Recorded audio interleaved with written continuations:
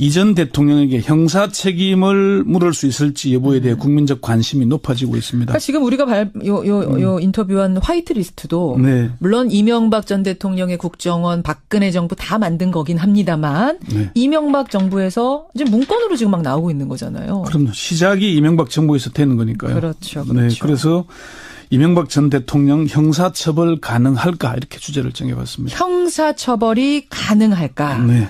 검찰이 일단 수사에 착수는 했죠. 그렇습니다. 서울중앙지검은 박원순 서울시장이 이명박 전 대통령을 고소한 사건을 공안 2부에 배당했습니다. 네. 그동안 민감한 고소고발 사건들 주로 형사부에 배당하는 거 봐왔죠.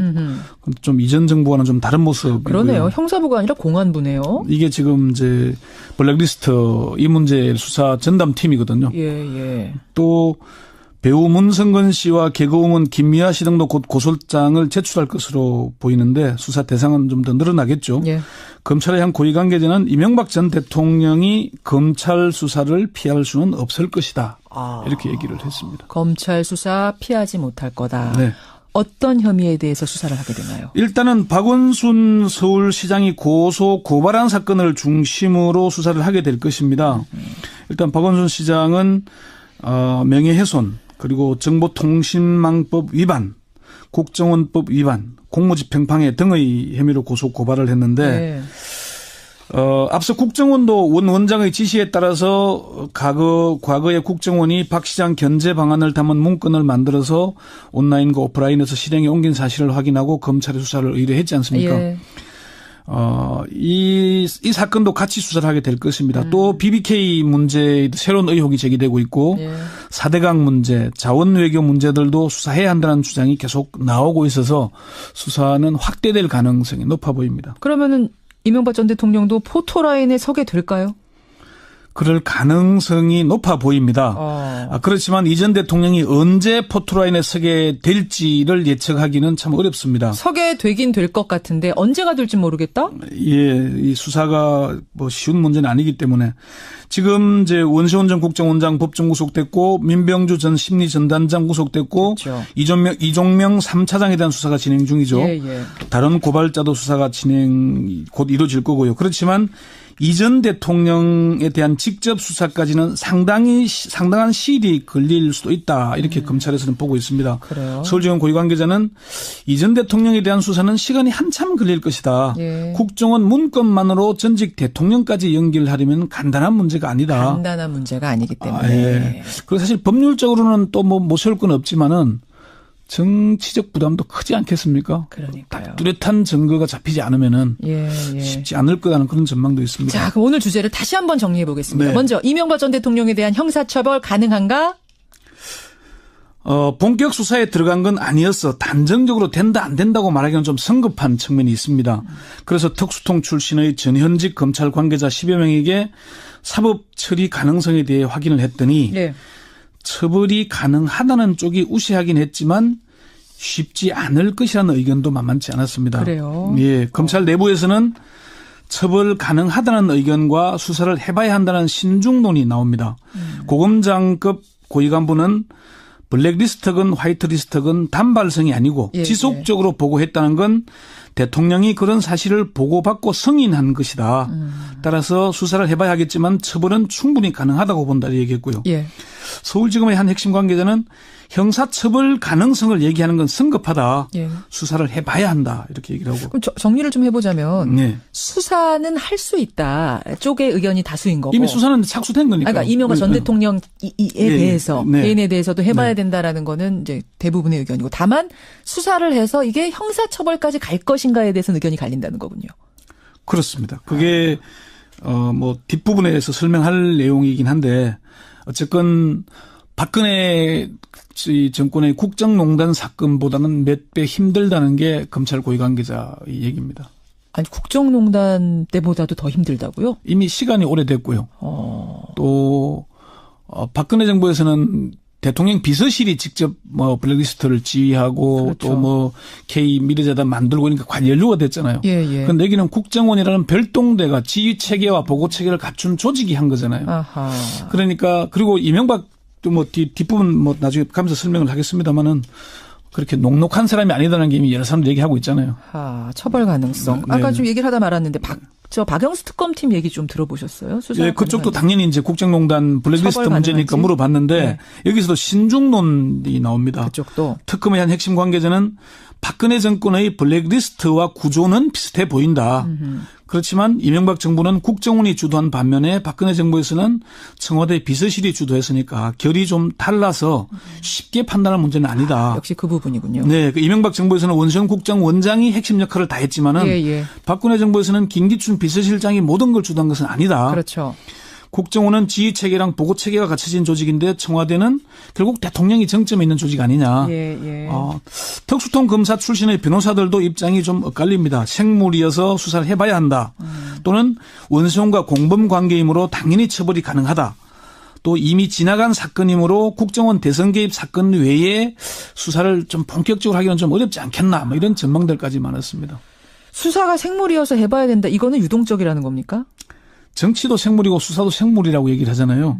결과를 예단하기는 어렵다는 신중론이긴 한데 수사를 하는 쪽의 의지의 문제라는 의견도 있습니다. 그래요. 일단 아까 앞에 말씀드린 대로 수사 의지는 분명해 보이죠. 예. 어떻게 하겠다는 의지는 확실해 보이는데 검사장을 지낸 박영관 변호사가 페이스북에 이런 글을 올렸습니다. 뭐라고요? 이명박 정권 시절 사이버 여론 조작, 문화예술계 블랙리스트 공작 진상이 드러나고 있다. 직업 공무원제를 유린한 공무원 블랙리스트 공작도 밝혀져야 한다. 그런 얘기를 했습니다. 그러면서 당시 2009년 1월 검찰 인사를 기축년 1월 대학살이라고 부르는데 시효가 남아있으니까 엄정한 수사를 통해서 처벌해야 된다. 예. 이런 얘기를 하게 됐어요. 저건 뭐 좀 엇갈린 법조계 내에서는 좀 엇갈리고 있는데 처벌이 가능하다는 쪽이 좀 우세하다. 이렇게 조금 더 우세하다. 네. 근데 네. 정치권에서 무슨 얘기가 나오냐면 네. 이명박 전 대통령이 워낙 수사를 많이 받아온 사람이어서 경험이 많아서 네. 증거를 많이 안 남겼을 거다. 쉽지 않을 거다라는 의견이 만만치 않게 나오더라고요. 그렇죠. 2007년 한나라당 대선 후보 경선 과정에서 이명박 박근혜 두 후보가 이제 경선할 때 예. 이명박 전 대통령은 전과 14범이라는 그런 주장까지 나오지 않았습니까? 그렇죠. 실제로 선거법 위반 유죄가 확정돼서 국회의원직을 잃기도 했고 예. 위장 전입 뭐 또 현대건설 사장일 때의 수사 많았잖아요. 이명박 전 대통령의 핵심 참모이기도 했던 정두원 전 의원은 MB가 그렇게 녹록지 않다라고 말을 했는데 맞습니다. 그 대목 잠시 한번 들어보시죠. MB가 뭐 굉장히 신중하고 야겁거든요. 그래요? 그래서 뭐 자국 같은 거 잘 안 남기고 웬만한 건 또 다 밑으로 또 책임을 떠넘기는 사람입니다, 평소에. 그 우리가 옛날에 뭐 예를 들어서 이런 거 좀 하려고 그럽니다. 그러면 예. 그게 부담스러운 일이면은 예. 뭐 알아서 하든지 말든지 그런 식입니다. 그래서 이제 알아서 하잖아요. 예. 갖고 잘못되면 내가 언제 하라 그랬어? 하든지 말든지였지 언제 하라 그랬어. 내가 언제 하라 그랬느냐. 저도 이 얘기 들으면서 깜짝 놀랐거든요. 그러니까 명쾌하게 이렇게 딱딱 부르지 이건 하세요 저거는 마세요 이렇게 하지 않는다는 그런 스타일이 거죠. 아니다. 그러니까 박근혜 전 대통령처럼 메모하라고 딱 얘기하지 않는다는 얘기죠. 증거를 안 남긴다는 거예요. 그렇죠. 검찰 내부에서도 이런 이유로 이 때문에 좀 쉽지 않을 것이라는 신중론이 나옵니다.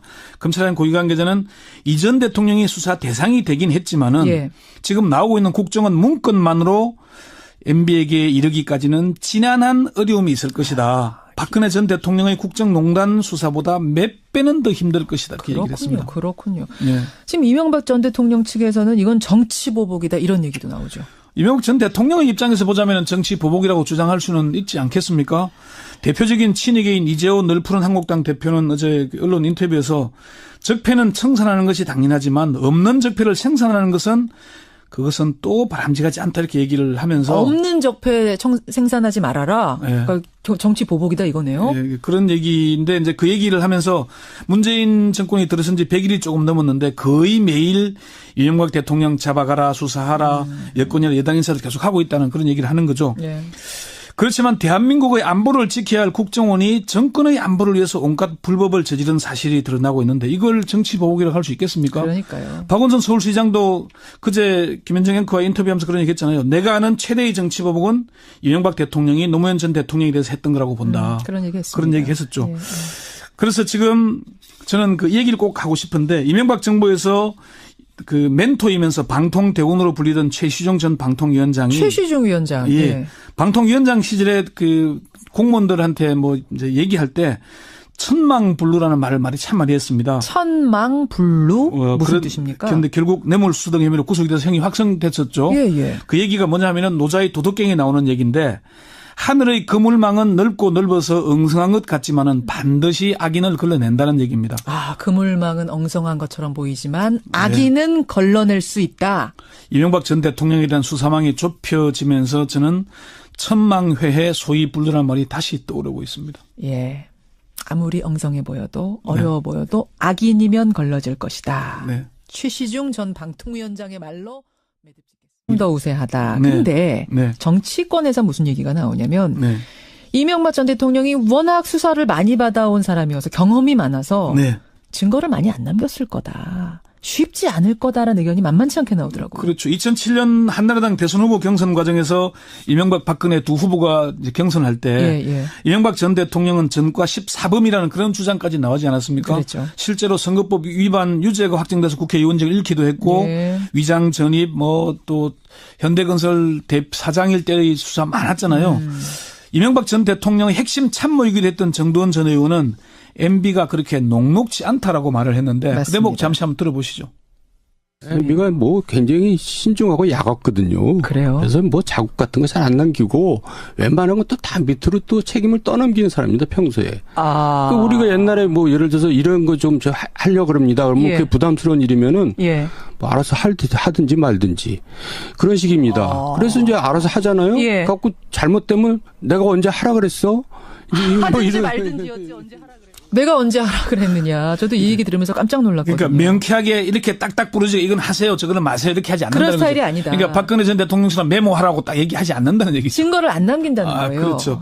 검찰 내부에서도 이런 이유로 이 때문에 좀 쉽지 않을 것이라는 신중론이 나옵니다.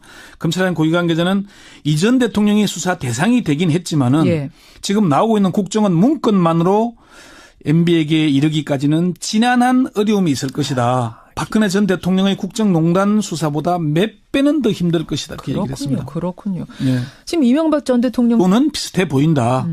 그렇지만 이명박 정부는 국정원이 주도한 반면에 박근혜 정부에서는 청와대 비서실이 주도했으니까 결이 좀 달라서 쉽게 판단할 문제는 아니다. 역시 그 부분이군요. 네, 이명박 정부에서는 원세훈 국정원장이 핵심 역할을 다 했지만은 박근혜 정부에서는 김기춘 비서실장이 모든 걸 주도한 것은 아니다. 그렇죠.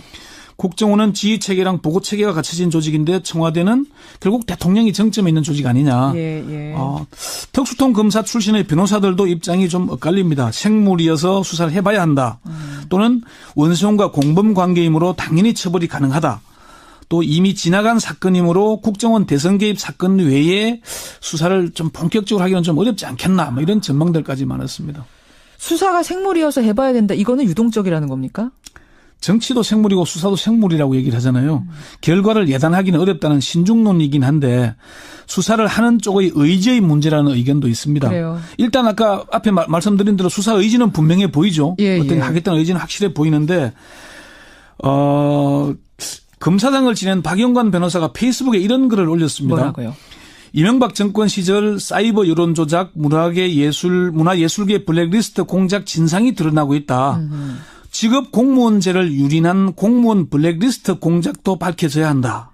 그런 얘기를 했습니다. 그러면서 당시 2009년 1월 검찰 인사를 기축년 1월 대학살이라고 부르는데 시효가 남아있으니까 엄정한 수사를 통해서 처벌해야 된다. 이런 얘기를 하게 됐어요.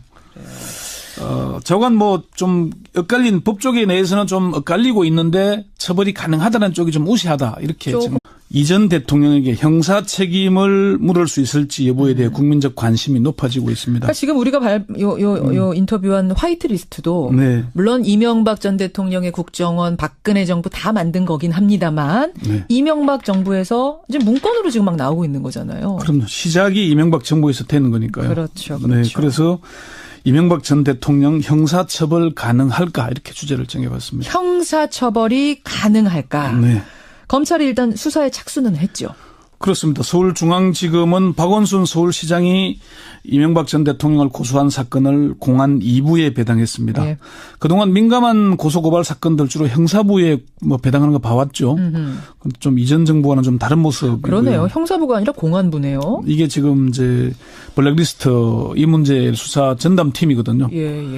또 배우 문성근 씨와 개그우먼 김미아 씨 등도 곧 고소장을 제출할 것으로 보이는데 수사 대상은 좀 더 늘어나겠죠. 예. 검찰의 한 고위 관계자는 이명박 전 대통령이 검찰 수사를 피할 수는 없을 것이다. 이렇게 얘기를 했습니다. 검찰 수사 피하지 못할 거다. 네. 어떤 혐의에 대해서 수사를 하게 되나요? 일단은 박원순 서울시장이 고발한 사건을 중심으로 수사를 하게 될 것입니다. 일단 박원순 시장은 명예훼손 그리고 정보통신망법 위반, 국정원법 위반, 공무집행방해 등의 혐의로 고발을 했는데 앞서 국정원도 원 원장의 지시에 따라서 과거에 국정원이 박 시장 견제 방안을 담은 문건을 만들어서 온라인과 오프라인에서 실행에 옮긴 사실을 확인하고 검찰에 수사를 의뢰했지 않습니까? 예, 검찰 내부에서는 처벌 가능하다는 의견과 수사를 해봐야 한다는 신중론이 나옵니다. 고검장급 고위 간부는 블랙리스트건 화이트리스트건 단발성이 아니고 지속적으로 보고했다는 건 대통령이 그런 사실을 보고받고 승인한 것이다. 따라서 수사를 해봐야 하겠지만 처벌은 충분히 가능하다고 본다 얘기했고요. 예. 서울지검의 한 핵심 관계자는 형사처벌 가능성을 얘기하는 건 성급하다. 예. 수사를 해봐야 한다. 이렇게 얘기를 하고. 그럼 정리를 좀 해보자면 수사는 할 수 있다 쪽의 의견이 다수인 거고. 이미 수사는 착수된 거니까. 그러니까 이명박 전 대통령에 대해서 개인에 대해서도 해봐야 네. 된다라는 거는 이제 대부분의 의견이고 다만 수사를 해서 이게 형사처벌까지 갈 것인가에 대해서는 의견이 갈린다는 거군요. 그렇습니다. 그게 뭐 뒷부분에서 설명할 내용이긴 한데 어쨌건 박근혜 정권의 국정농단 사건보다는 몇 배 힘들다는 게 검찰 고위 관계자의 얘기입니다. 아니 국정농단 때보다도 더 힘들다고요? 이미 시간이 오래됐고요.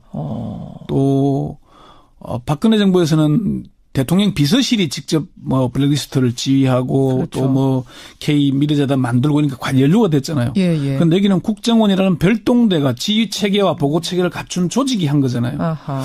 그러니까 그리고 이명박 또 뭐 뒷부분 뭐 나중에 가면서 설명을 하겠습니다만은 그렇게 녹록한 사람이 아니다라는 게 이미 여러 사람들 얘기하고 있잖아요. 처벌 가능성. 아까 좀 얘기를 하다 말았는데 박영수 특검팀 얘기 좀 들어보셨어요? 수사. 예, 그쪽도 당연히 이제 국정농단 블랙리스트 문제니까 물어봤는데 여기서도 신중론이 나옵니다. 그쪽도. 특검의 한 핵심 관계자는 박근혜 정권의 블랙리스트와 구조입니까? 예.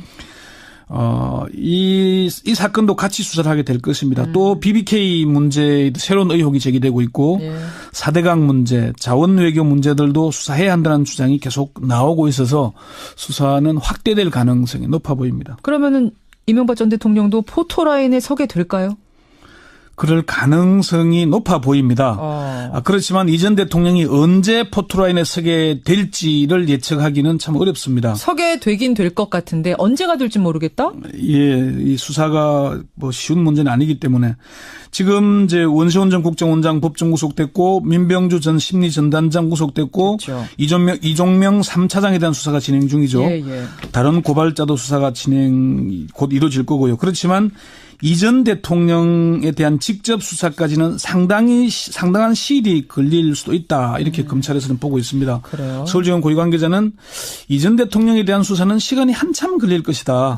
국정원 문건만으로 전직 대통령까지 연결하려면 간단한 문제가 아니다. 간단한 문제가 아니기 때문에. 그리고 사실 법률적으로는 또 뭐 못 세울 건 없지만은 정치적 부담도 크지 않겠습니까? 그러니까요. 뚜렷한 증거가 잡히지 않으면은 쉽지 않을 거라는 그런 전망도 있습니다. 자, 그럼 오늘 주제를 다시 한번 정리해 보겠습니다. 네. 먼저 이명박 전 대통령에 대한 형사처벌 가능한가?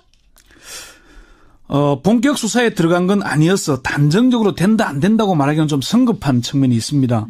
그래서 특수통 출신의 전현직 검찰 관계자 10여 명에게 사법 처리 가능성에 대해 확인을 했더니 처벌이 가능하다는 쪽이 우세하긴 했지만 쉽지 않을 것이라는 의견도 만만치 않았습니다. 그래요.